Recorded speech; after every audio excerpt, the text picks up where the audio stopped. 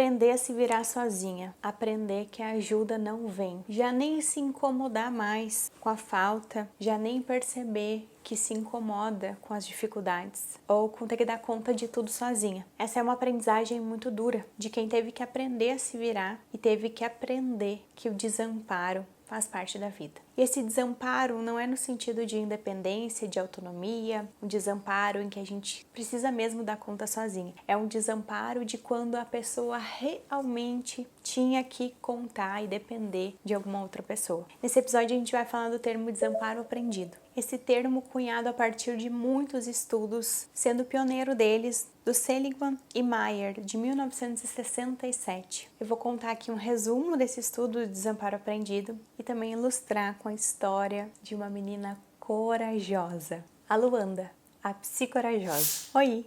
Eu sou a Ana Streit, sou mãe, psicóloga, mestre em psicologia e saúde e apaixonada por entender como as nossas memórias e o que a gente viveu molda como a gente vive hoje. Esse é o Você Também Se Precisa, um espaço de escuta, de acolhimento, de conexão e o nosso lembrete de que a gente também se precisa. Então eu vou compartilhar a história da Luanda, que veio nesse cenário de logo depois do nosso primeiro episódio aqui do podcast. Achei a história dela muito emocionante, de um momento de vida muito especial, um momento assim, caída de ficha inspirador, uma história de vida difícil, mas que mostra muita resiliência da parte dela. E adorei muito a iniciativa dela de me mandar. E aqui já fica o convite então para que tu compartilhe também comigo as tuas histórias. Pode ser coisas curtas, pode ser coisas simples, pode ser um detalhe ou outro. Não importa, daqui a pouco eu posso fazer uma coletânea de várias mini histórias ou posso contar a tua história como tema principal de um dos nossos episódios e vai ser muito especial a gente poder reunir essas histórias. Então, se quiser mandar a tua, é só mandar aqui pro meu e-mail que vai aparecer na tela ou, enfim, vai estar na descrição desse episódio, anacstreit@gmail.com. Ela diz o seguinte: eu vim de um contexto de abandono e negligência emocional. Minha mãe teve depressão pós-parto e isso dificultou a criação do nosso vínculo. Sei disso dos relatos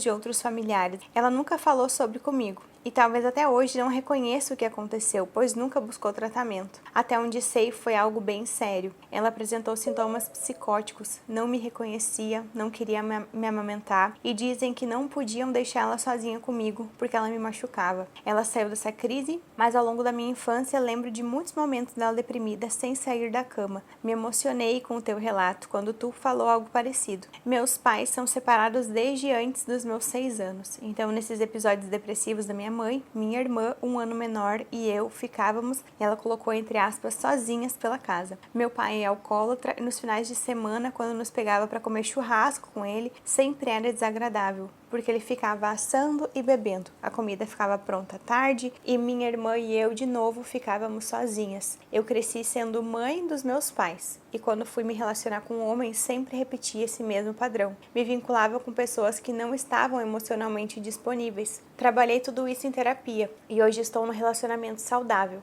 mas eventualmente me pego caindo em alguns gatilhos. Estava almoçando agora quando uma ficha enorme caiu. A primeira coisa que veio na minha mente foi: eu também me preciso. Então resolvi te escrever. O que aconteceu foi que recentemente tive bebê. No último domingo ela faz 1 mês. Já faz algum tempo que ela me mandou, logo que saiu o nosso primeiro episódio do podcast. E eu estou com a caixa de Pandora aberta. KKKKK. Estou de licença maternidade e é a primeira vez na vida que eu fico tanto tempo fora e sem receber nenhum tipo de salário. Ontem foi um dia exaustivo atendendo ao bebê o dia todo. E no final do dia, quando meu marido chegou, eu fui fazer comida para ele ter para levar no dia seguinte no trabalho. Ele não me pediu, mas percebo que tenho me sobrecarregado fazendo coisas em casa motivada pela culpa de não estar contribuindo financeiramente nesse período. Ele chegou, ficou um pouco com a nossa bebê e foi ver o jogo do Grêmio. Nisso, eu comecei a notar uma irritação surgindo dentro de mim. Pensamentos do tipo: eu tô fazendo tudo e ele não me dá atenção. Tenho me sentido um bebê que precisa de colo nesse puerpério. Se a bebê começar a chorar de novo, ele que tem que atender ela. Eu tô cansada. Me dei conta agora, pensando em tudo que é isso. Minha história de vida de novo. Eu tô arrepiada.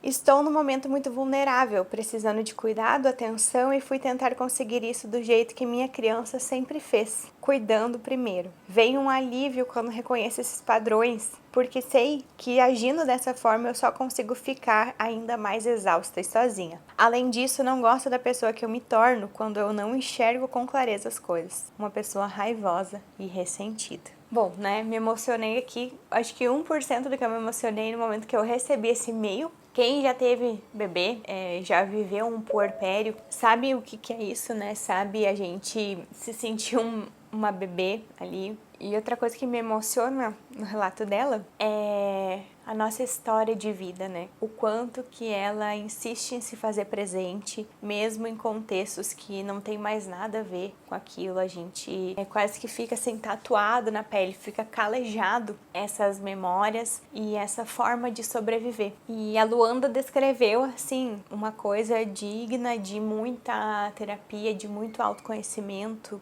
de uma grandeza psíquica interna e uma maturidade emocional muito grande, né, de conseguir analisar todos esses elementos. E feliz de mim, feliz de nós que vamos poder aprender e refletir juntos aqui com essa história, com essas caídas de fichas que ela foi tendo. Mas quantas vezes, né, isso aqui a gente consegue ver o apego na prática também. A sensação do apego, a sensação do apego desorganizado de eu preciso contar com aquela pessoa, mas aquela pessoa tá sendo violenta, tá sendo instável, tá sendo perigosa pra mim, né? Então eu tô lá no churrasco com o meu pai e ele é que tem que me cuidar. Eu preciso dele para as coisas mais básicas, até as mais complexas. Eu preciso dele, por exemplo, para comer alguma coisa no almoço, ou preciso dele para pegar uma água, eu preciso dele para eu, enfim, estar segura naquele ambiente. Só que ele é justamente a pessoa que mais me dá medo,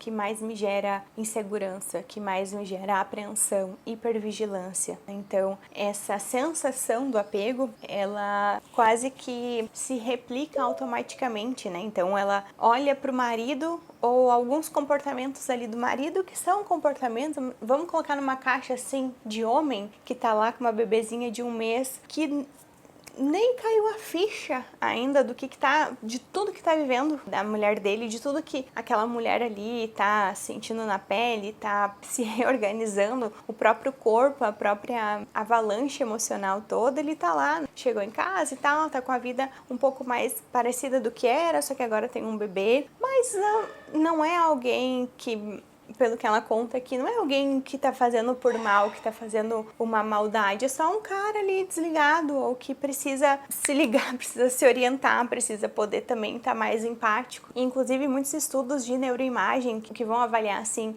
o vínculo, vão avaliar as estruturas cerebrais relacionadas à conexão, ao vínculo, ao cuidado, né, com um bebê. Elas despertam no homem a partir um pouco mais tarde, então, do que na mulher. A mulher que engravida, ou que gesta, ou que já tem ali o vínculo com a criança já antes até do nascimento, né, um início de um vínculo que seja muito pouquinho perto do que vai se tornar, mas já existe algo ali. Essa mulher, ela já começa a ter uma irradiação, as conexões neurais dela vão ficando muito mais rápidas e vastas muito antes do homem. Começa pouquinho e ela é proporcional ao quanto aquele cara, aquele pai, aquele homem se envolve nos cuidados. Eu mesmo vi no Rafa, assim, nitidamente, ele sendo um pai no início e esse pai crescendo, evoluindo, né, se colocando mais. A gente mesmo brinca em casa assim, nossa, como a tua empatia tá maior, como a tua paciência tá maior, porque ele é um pai envolvido. Só que essa construção, né, da empatia, essa construção no cuidado com o bebê, dessa sensibilidade, ela não é de graça e ela não acontece de uma hora para outra. Então imagina a Luanda ali, né, no meio de toda essa função, tudo. Então eu consigo ver a Luanda ali, também consigo me ver um pouco ali. E como a gente revive isso, né? Como a gente se ativa mesmo. E isso faz parte, né? Os gatilhos, eles não são um sinal de que a gente é menos ou que a gente é, enfim, que a gente tem algum problema. Não é isso. Os gatilhos, a gente só precisa poder perceber eles e deixar com que eles tenham ali a proporção que merecem. Quando a gente percebe os gatilhos, é um sinal. Não é um problema a gente se ativar, o problema é como a gente vai lidar. Que forma que a gente vai lidar? A gente vai conseguir lidar de uma forma mais saudável, mais funcional, ou a gente vai lidar de uma forma desenfreada, às vezes sem nem a menor consciência que está ativada, que está ali sendo movida por nossos medos, pela nossa história, pelas nossas faltas, por nossos esquemas que ficam ali, né, coordenando as coisas como se fossem assim, os bastidores da nossa vida. E aqui a Luana colocou em palavras algo muito importante que a gente consegue visualizar de uma forma muito rica, que são as estratégias de enfrentamento na prática. Até tem um vídeo no canal do YouTube que é sobre estratégias de enfrentamento. Se tiver pelo YouTube, eu vou deixar aqui aparecendo na tela, senão a gente coloca na descrição desse episódio para que tu possa assistir esse vídeo, né, que explica as estratégias de enfrentamento. Mas as estratégias de enfrentamento, o que são? São mecanismos para a gente lidar com a dor de algum esquema, para a gente lidar com as faltas ou com as questões que a gente teve ao longo da vida, especialmente lá na infância e na adolescência. E essas estratégias de enfrentamento, elas podem se relacionar às 3 formas de resposta ao estresse: luta, fuga ou congelamento.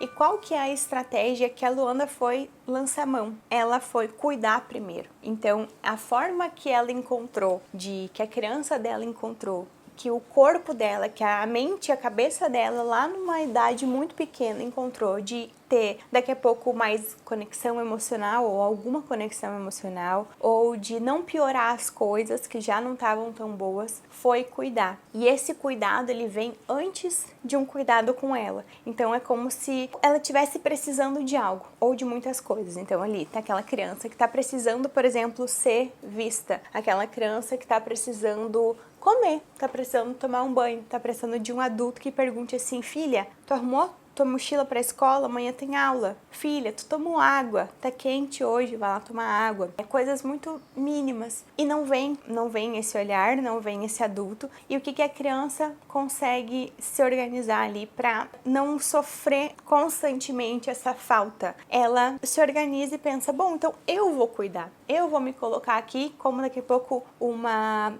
criança parentalizada, né, uma mini adulta, e eu vou cuidar. Eu não preciso de nada, eu dou conta. Eu consigo, ao invés de ainda ser cuidada e gerar mais trabalho para os meus pais, eu vou lá e cuido da minha mãe, eu vou lá e falo pro meu pai tomar água. Então tem essa inversão de papéis, né, e tem essa estratégia de enfrentamento que aparece. E olha só que incrível que ela conseguiu perceber no hoje da vida dela. O que acontece, né? Imagina, ela ali tava com um bebezinho de 1 mês. Esse bebezinho precisando realmente de um cuidado visceral, integral, quase que sacrificado. É que alguém teria que fazer, ou mais pessoas teriam que fazer, mas realmente aquele bebê precisava mesmo desse cuidado. E essa sensação, essa revivência, né, de ter que cuidar de alguém de uma forma tão visceral, talvez acionou nela respostas ali muito primitivas, que é o que acontece com a gente quando a gente está diante de uma situação de estresse, de uma situação de mais desafio. A gente realmente lança a mão de uma forma mais forte, ainda mais intensa, dos nossos recursos, e às vezes recursos muito primitivos. Então imagina essa mulher lá, precisando de 1 milhão de coisas,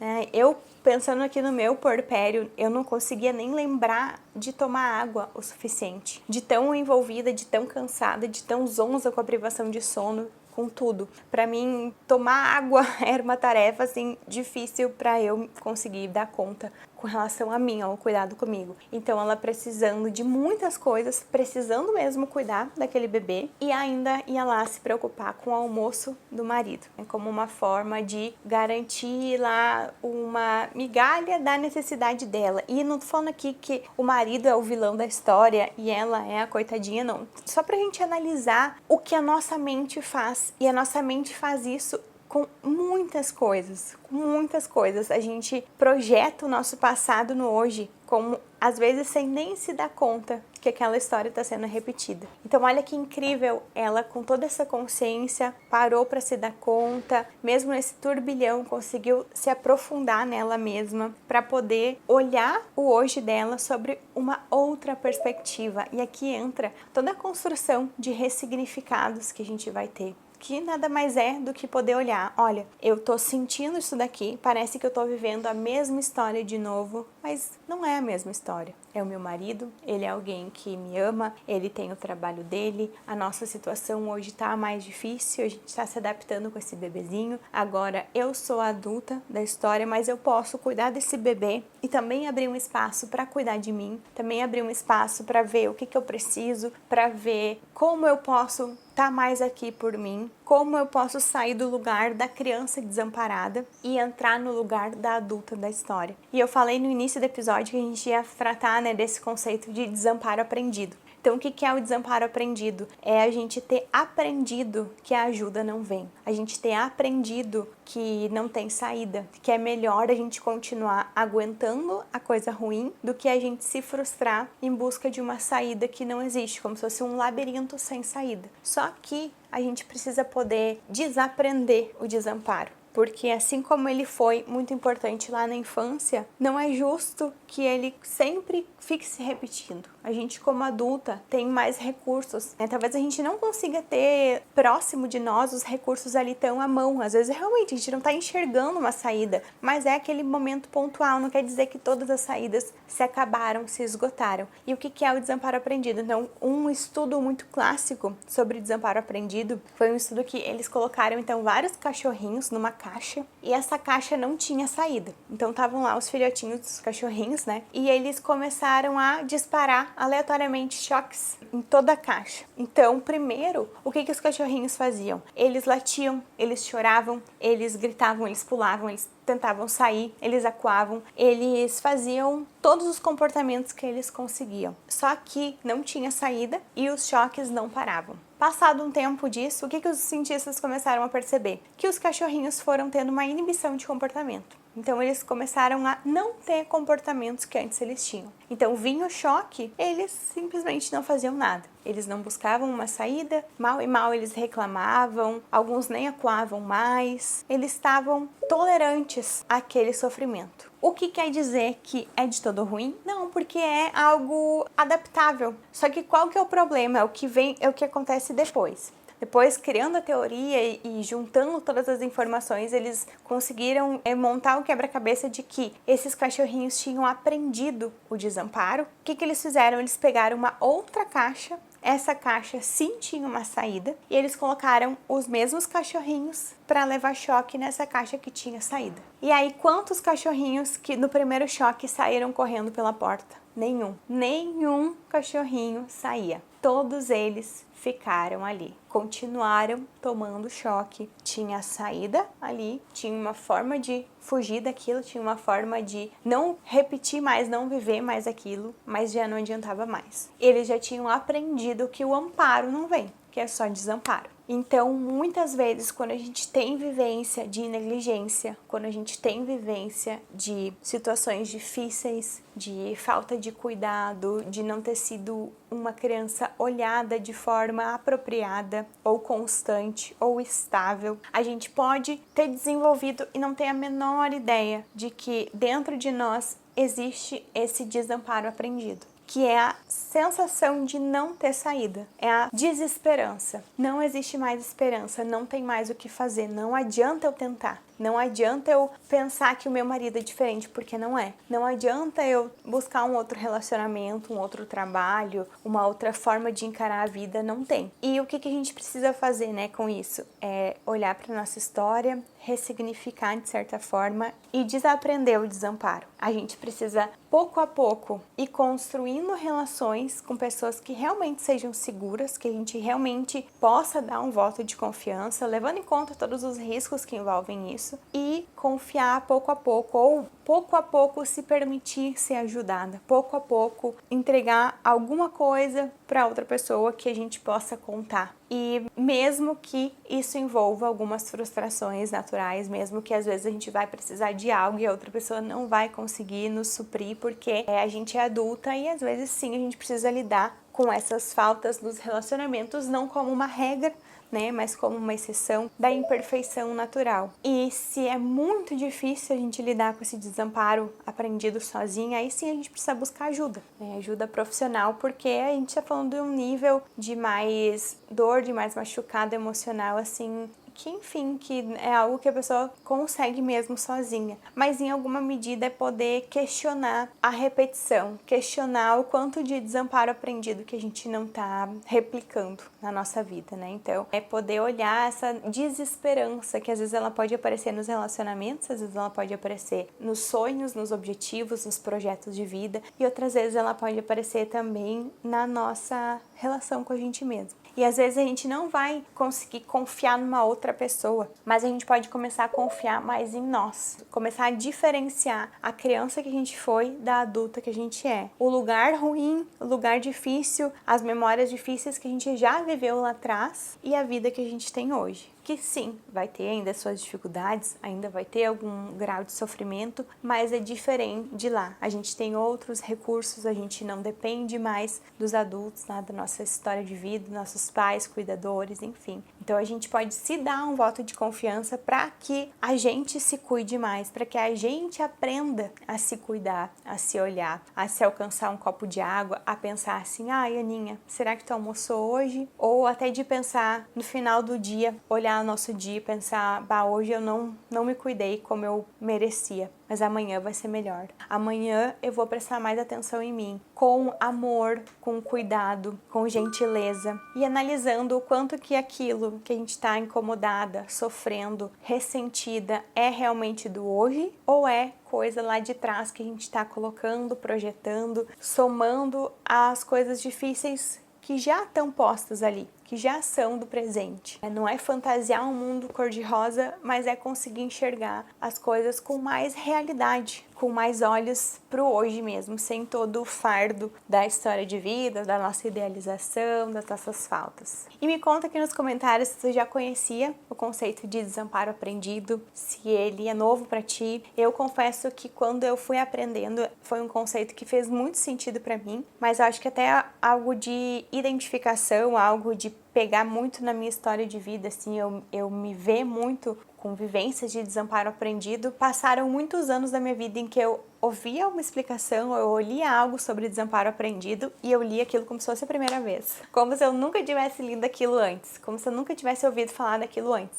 À medida que eu fui entrando em contato, fui aprendendo, fui trabalhando, enfim, aquilo foi ficando mais natural e fazendo mais sentido para mim, e eu podia integrar de que, sim, na minha história tem muita situação de desamparo. Inclusive, assim como a Luanda, eu vivi algumas situações de revivência do desamparo aprendido logo depois de ter sido mãe, no puerpério, porque eu achei punk, eu achei bem difícil a sensação de depender de outras pessoas para fazer coisas básicas, porque eu tinha um bebê ali que dependia integralmente de mim. Então isso foi bem aversivo até que eu consegui entendendo o que era e acomodando dentro de mim. Então não é mol, não é mol a gente ter um bebezinho, mas a gente vai aprendendo e tudo vai se acomodando conforme a gente vai tendo esse olhar de cuidado e de amor pra gente mesmo. Então me conta aqui o que tu achou desse episódio. Muito obrigada por ter ficado comigo até o final. Então vou ficar muito feliz de poder receber as tuas histórias, de poder saber o que tu tá achando desse novo formato,